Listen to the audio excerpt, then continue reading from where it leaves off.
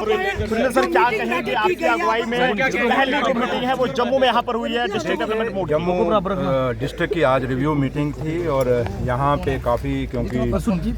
6 साल बाद इलेक्शन हुआ है और एक नई सरकार बनी, ऑनरेबल एमएलए नए चुने गए हैं और ऑनरेबल एमएलए की अपने ग्रीवेंसेस थे और वो एक बैठक पहली हुई है और काफ़ी सारे इश्यूज वहाँ रेज़ किए गए हैं और हमने नोट किए हैं और डीसी साहब ने भी काफ़ी सारे इश्यूज जो हैं उन्होंने नोट करके और जो भी कंसर्निंग डिपार्टमेंट्स हैं उनको हम भेजेंगे। कुछ चीज़ों के मौके पे फैसले भी लिए गए हैं, तो लिहाजा एक अच्छी मीटिंग थी और यही कह सकते हैं कि जो डेमोक्रेसी की खूबसूरती है उसी खूबसूरती के लिहाज में ये मीटिंग थी और डेमोक्रेसी को मजबूत करने के लिए ये मीटिंग थी। और उसके साथ साथ जो दिल्ली से स्कीमें आ रही हैं वो यहाँ कितनी इम्प्लीमेंट हुई, प्रोजेक्ट्स कितने हुए, क्या हुआ, उन सब इशूज़ पे हमने डिस्कस किया है। तो लिहाजा अच्छे माहौल में मीटिंग हुई है। कुछ चीज़ों की शिकायतें थी, लेकिन अब जब नेक्स्ट मीटिंग होगी और उम्मीद करेंगे वो शिकवे शिकायतें नहीं होंगी और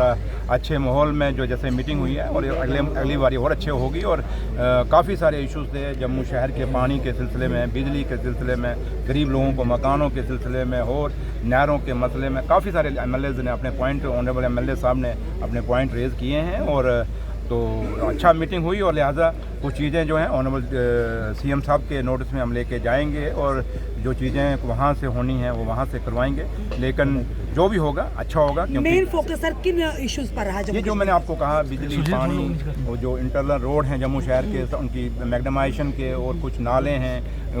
बरसातों में पानी आता है, इन सब चीज़ों में काफ़ी सारे इश्यूज़ हैं लोकल जो शहर के हैं और ऑनरेबल एमएलए भी उन्होंने भी अपने मसले रखे हैं। तो लिहाजा काफ़ी सारे इश्यूज़ थे और सब इंपॉर्टेंट इश्यूज़ थे जिन पे डिस्कशन हुई और एक अच्छा रिजल्ट निकला और बाकी जो रह सर जम्मू कश्मीर के 3 एमएलए जो है वो शराब की बैन को लेकर एक बिल जो है वो पेश करने जा रहे हैं आने वाले जो असेंबली सेशन है उसमें, जिसमें एक नेशनल कॉन्फ्रेंस के एमएलए भी है लाल चौक के। क्या कहेंगे सर? शराब बंद होना चाहिए और शराब से पहले मैं जो नशे हैं, नशों में जो चिट्टा वगैरह चल रहे हैं उन पे भी बैन लगना चाहिए और इसमें पुलिस का बहुत बड़ा रोल है और पुलिस को अपना रोल अदा करना पड़ेगा। अब एलजी साहब ने मीटिंगें ली हैं कि पुलिस उनके अंडर है और उम्मीद करते हैं कि जो एक बच्चा यहाँ जम्मू कश्मीर में आज कह रहा है कि ड्रग्स जो है इन 6 सालों में घर घर पहुँच रहा है और उम्मीद करेंगे कि एलजी साहब पुलिस को पूछेंगे और पुलिस अब जवाबदेह बने कि क्यों भाई ड्रग्स आ रहा है और इस पर पुलिस को सख्ती करनी होगी। और दिन दिहाड़े शहरों में कत्ल हो रहे हैं, ये एलजी साहब को इनके ऊपर गौर करना होगा और पुलिस को पूछना पड़ेगा। तो इसलिए आज बहुत बड़ी जिम्मेदारी एलजी साहब के ऊपर भी है कि वो